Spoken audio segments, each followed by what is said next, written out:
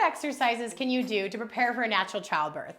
And I'd say at the top of your list should be learning how to relax your pelvic floor muscles, which sounds a little counterintuitive because all of the prenatal apps and many of your providers that are OBs or midwives or somebody else might be telling you, have you done your Kegels yet? You need to be strengthening your pelvic floor. I'm Dr. Nichelle Gurule with Loud Chiropractic and Coaching out of Lafayette, Colorado. I'm specialized in prenatal, postpartum, and pediatric chiropractic care, along with prenatal and postpartum fitness and rehab. So let's talk about the pelvic floor. Why do we want it to relax as part of preparing for birth? Well, do you push a baby out by pulling up and in, or by relaxing that space that a baby is going to be going through? And the answer is by relaxing that space. Many women have been told, like I mentioned, from their apps or providers to strengthen it. And so they're doing Kegel after Kegel, which has created a lot of women with too tight of a pelvic floor. And when that pelvic floor is too tight, it can fatigue easily and not be as supportive. It can be tight and make there more tension in that space that a baby is trying to come out from. So we want to find that happy medium where we want to have that pelvic floor that's toned, where it's supportive of our organs and the weight of that growing baby. But we also want to learn how to relax the pelvic floor. And so a lot of this comes down to awareness and learning how to connect to these muscles. So what are some ways that we can relax the pelvic floor? One way is just awareness. Us talking about it right now and learning that we need to relax it in of itself is very important. I also like for people to look up the pelvic floor muscles and look up those pictures. I have a 3D model here, and I want you to recognize that these muscles are a group of muscles going from the pubic bone to the tailbone, from one sit bone to the other sit bone. It's all of these muscles here. So look at a picture of them because it's really important to know what it is you're relaxing. That helps you understand the area. And knowing that it's multiple muscles. So when we say stop the flow of urine, which is the classic Kegel cue, we're really only getting a small section of these muscles that are cueing in, which when we contract to work on the tone of the pelvic floor, we want all these muscles engaged.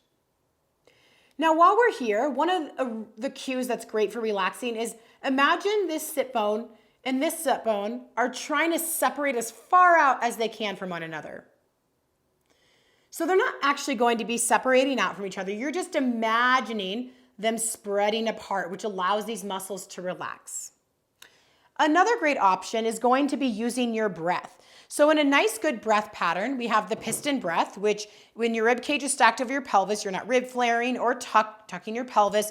You have this nice breath pattern where the diaphragm comes down as you inhale and your pelvic floor is loaded. And as you exhale, pelvic floor and diaphragm come up. So each breath can look like this within that system.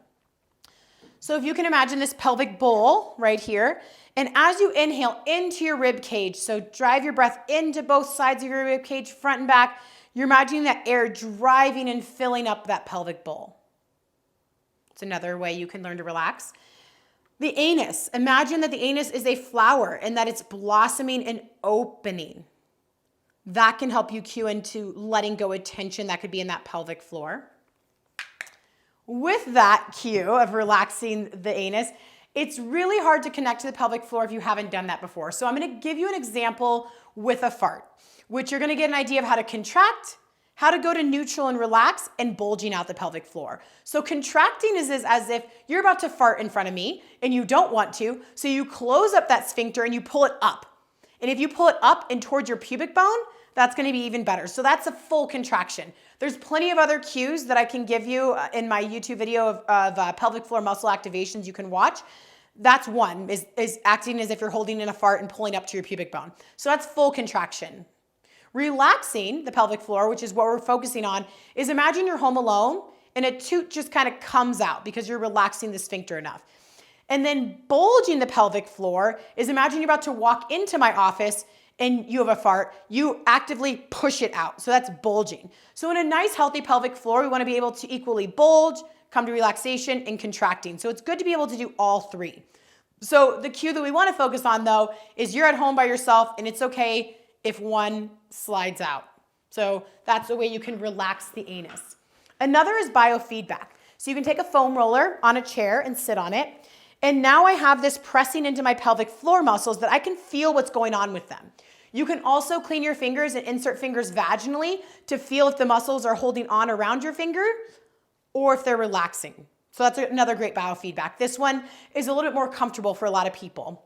So imagine that example of holding in the toot, pushing the toot out, and then neutral. And as you do that on a surface like a foam roller that's pushing up into that space, you can feel what's happening to those muscles, which can help you connect and cue in a little bit better. And another way to relax the pelvic floor and to tune into that process, and it's definitely not, it's last, but it's not least, is relaxing the jaw. There is a lot of evidence to show that the jaw is connected to the pelvic floor. So we see that time and time again with TMJ connecting with pelvic floor dysfunctions.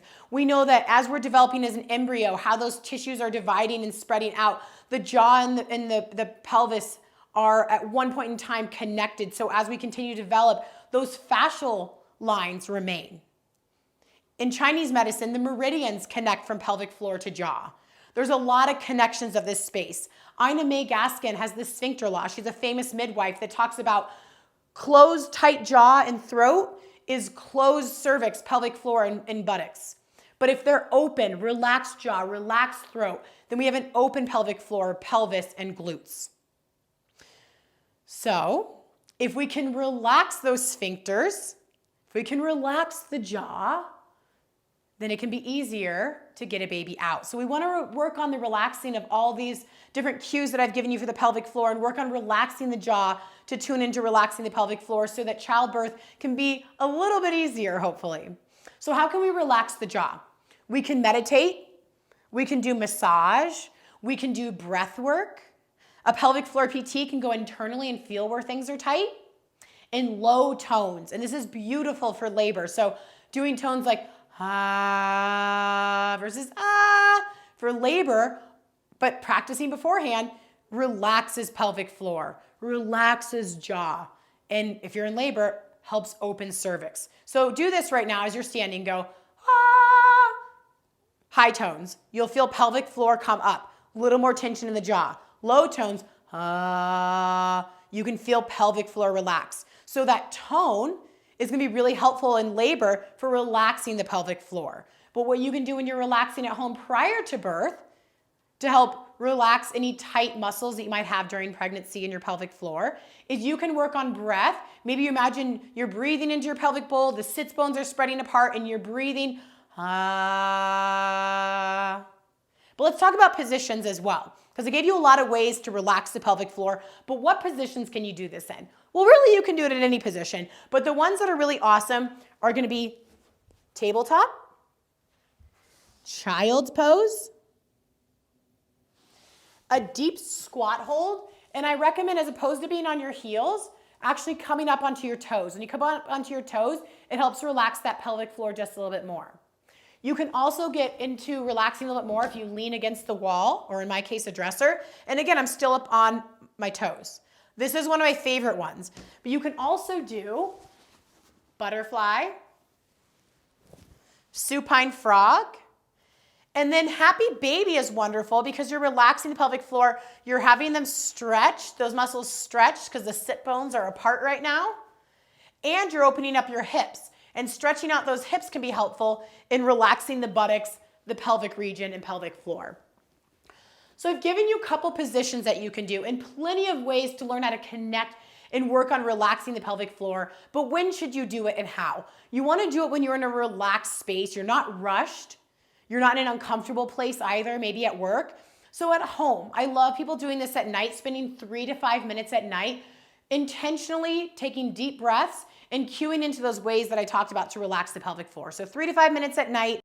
And you can also practice this as well if you're preparing for birth when you're having a bowel movement. So if you're seated on the toilet, as a bowel movement is coming out, you can contract your abdominal wall and you're gonna breathe. You're gonna continue to breathe. You're not gonna hold your breath to strain and push out a bowel movement.